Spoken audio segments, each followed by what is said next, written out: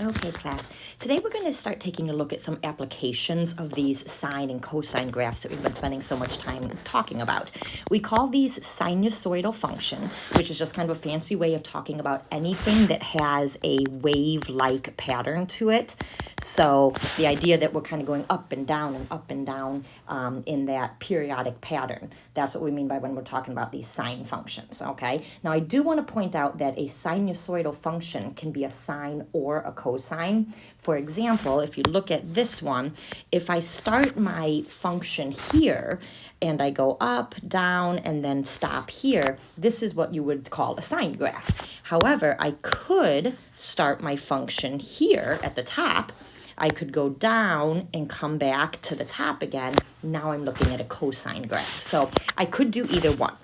Now, one of the things we want to talk about is being able to write the equations. In this example below, I do want to point out that we've always kind of labeled the horizontal axis using pi. But in real life applications, a lot of times that horizontal axis is going to be using real numbers. Well, not that pi is not real, but using easier numbers. So whole numbers, decimals, things like that. So in this example, we can see that the x-axis is labeled with negative 1/2, positive 1/2, 1, 1.5, etc.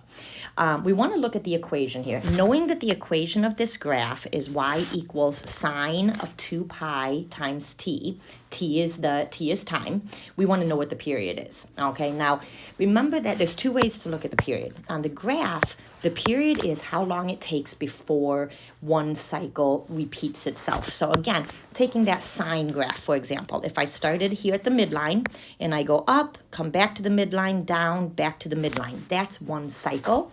And the period goes from 0 to 1. So that means the period here has to be a period of 1. A second way of finding the period, remember we can find the period by doing 2 pi divided by the b value. Well, if you look at your equation, the b value is this 2 pi. So if I do 2 pi divided by 2 pi, I can prove algebraically that the period is 1. Now do remember that there's two equations we can use here. If you know the b value, you can do 2 pi divided by b to get the period.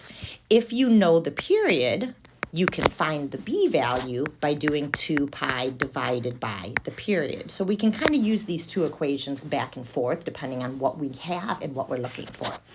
Our goal today is to be able to look at some critical information on a graph, sketch the graph based on that information, come up with the key data that we could then use to write an equation. And then later, we're going to start applying these to actual real-life situations. So take, for example, this one. The graph of a sinusoidal function intersects the midline at 0, 5. So one thing I always say is think about ordered pairs. We're going to just plot this point. 0, 5, 1, 2, 3, 5. Okay, we know that the graph is intersecting right here. We also know that this is what I would call the midline. So your midline is right here at 5. And keep in mind that your midline is telling you the d value in your equation. Okay, we also know that there's a maximum at 2 pi 9. So that means that our x-axis is at 2 pi. And if we go up, 1, 6, 7, 8, 9, we're at a maximum point here of 9. Okay, so we've got a second point. Now, the amplitude, remember that the amplitude is the distance from the midline to the highest point. So from the midline to the highest point is a distance of 4. That means that my amplitude is 4, and remember, that is your a value in the equation. Keep in mind that a sinusoidal function is a repeating pattern. So if I was to start sketching in the two things I know, I started at the midline, I went up to my high point. To complete one cycle, I would have to come back to the midline, go down to a low point, and come back to the midline again. Okay, so to figure out the period, we need to decide how far is it from the start of my graph all the way to the end of my graph. That's going to tell me the period, okay? Now, based on the fact that I'm assuming we started at 0, we got to the high point at 2 pi, that means that I'll get back to the midline another 2 pi later, so 4 pi. Then I'll get to my low point at 6 pi, and I'll get back to the midline at 8 pi. The period then goes from 0 to 8 pi, which means the period is 8 pi. Now, once you know what the period is, you can then find your b value. Remember right up here, we said to find the b value, we do 2 pi divided by the period.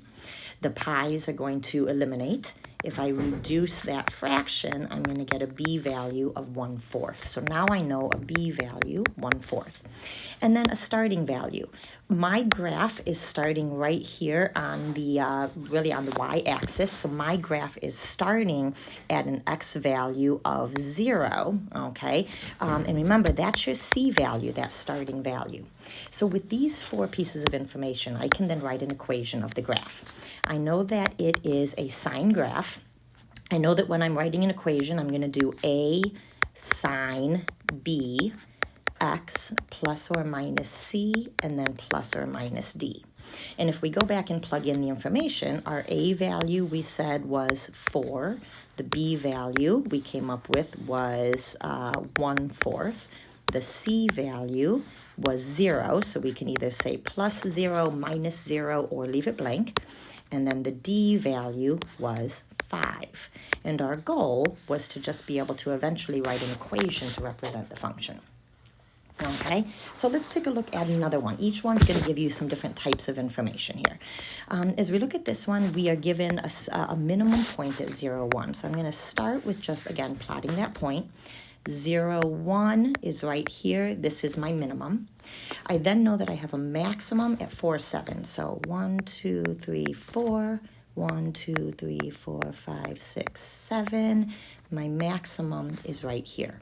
Now keep in mind that a sinusoidal curve will go from a minimum to a maximum, and then it will have to come back to a minimum before it completes. So we have to look at the whole picture here, okay? First thing is finding the midline.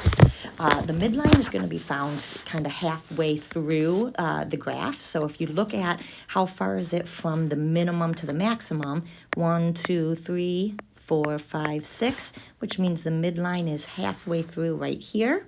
And that looks like that's a midline at 4, which means that my d value is 4. Your amplitude is the distance from your midline to your highest point or to your lowest point. Well, that's a distance of 3, and that gives me an amplitude or an a value of 3. The period is the distance from the start to the finish. Now, keep in mind, I know that it goes 4 units until we reach that high point.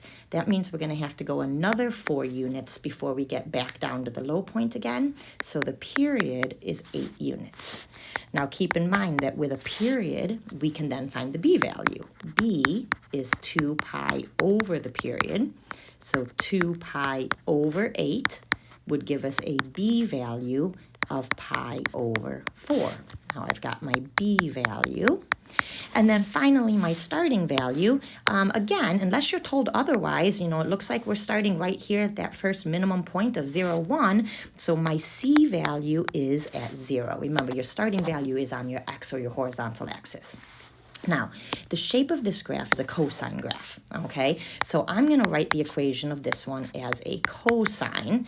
Remember, we'll need an a b, we'll need a c, and we'll need a d value. And we have all that information up above, okay? The a value was 3. The b was pi over 4. The c was 0. The d was 4. Now, the only other thing about this graph is that we said it's a cosine graph. However, a typical cosine graph starts high and comes back to a high point. This is an inverted cosine graph, which means that we need to have a negative in front to show that it was a negative. Okay? So here's another example, very similar to that last one. We're given a minimum and a maximum again.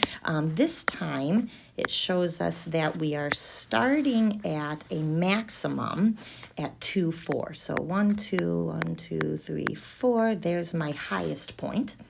The minimum is at 8, negative 2. So 3, 4, 5, 6, 7, 8. 1, 2. My minimum is down here.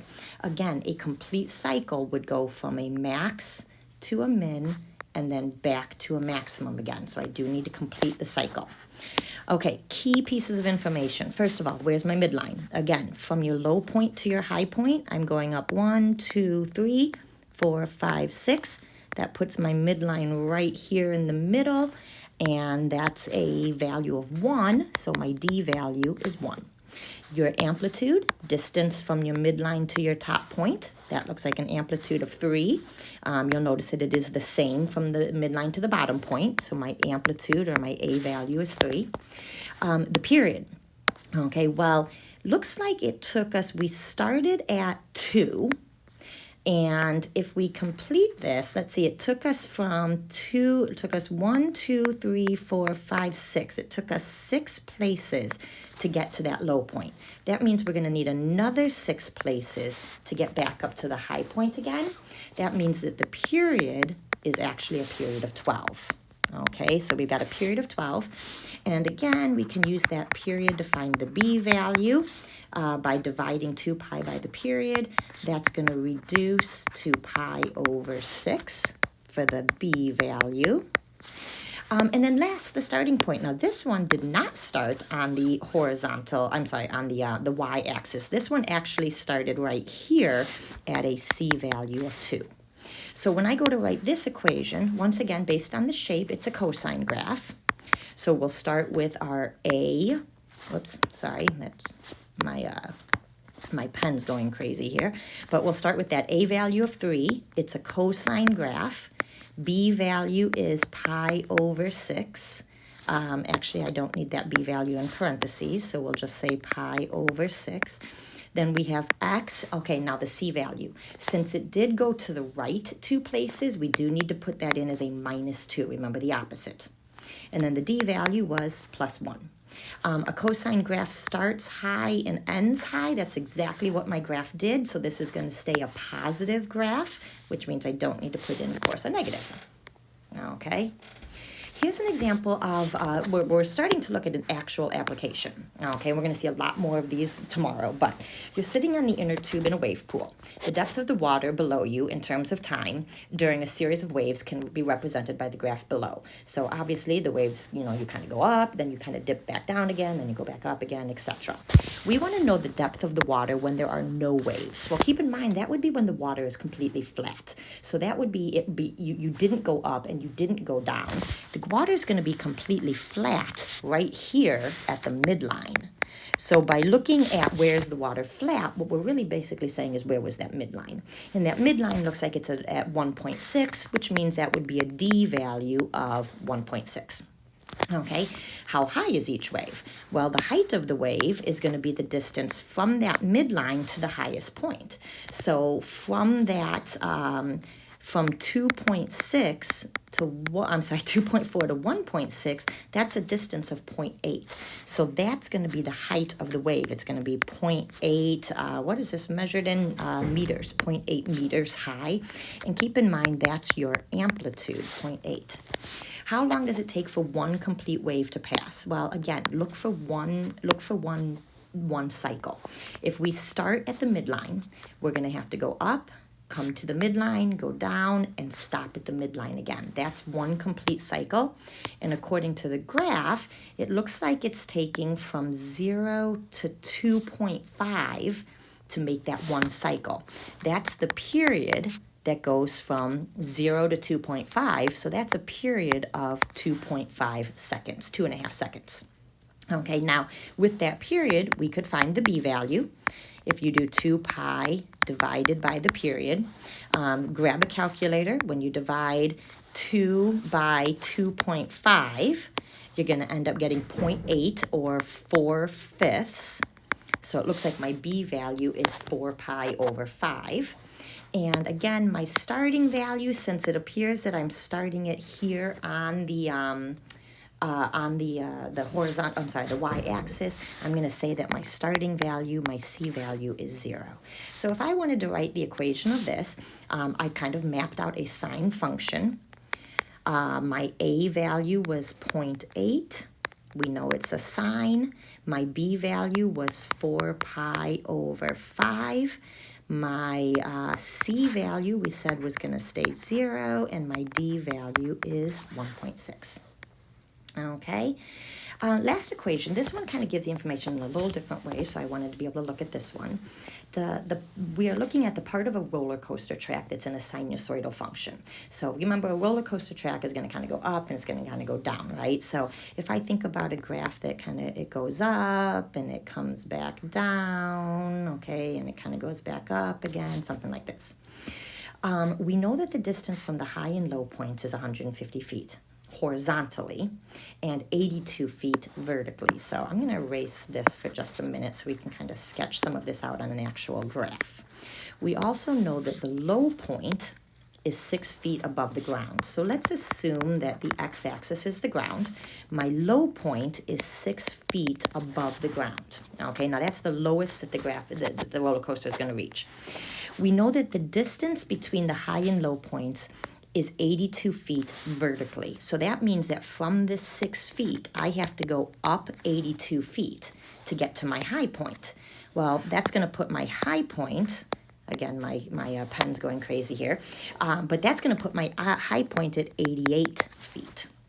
Okay, if I want to know the midline, I have to figure out what is directly in between these two. Okay, well, the distance between them is 82. So if I split that in half, that means that I'm going from that low point, I'm going up 41 feet, putting me at a midline of 47. Okay, so again, kind of keep a couple of things in mind here. At this point, I know that my midline is at 47. That's my D value. The amplitude is the distance from the midline to the highest point. So my amplitude was the 41. Okay, the graph, we know that we go from a low point to a high point, and then eventually we're going to have to come back to a low point again. Okay, in terms of the period, remember that it says that the distance from the high and low points is 150 feet horizontally. So from the low point to the high point is 150 feet. That means I'd have to go another 150 feet to get to the next low point. That means that the period is actually 300 feet. So period is 300.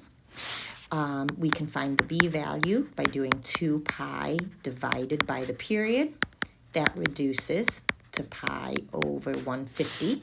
So my B value is pi over 150. And again, since they didn't tell us anything different, we'll assume that the starting value is right here at 0. So I'm going to assume my C value is 0. Now, based on the shape of what I drew, looks like I drew a cosine graph, but it is inverted. So when I write my equation, I'm going to need when I write my equation, I'm going to need a negative. And I'm going to do my A value, that was 41, cosine, my B value, pi over 150, x plus 0, my C value, and then plus 47, my D value. So we've once again written an equation that models this roller coaster track.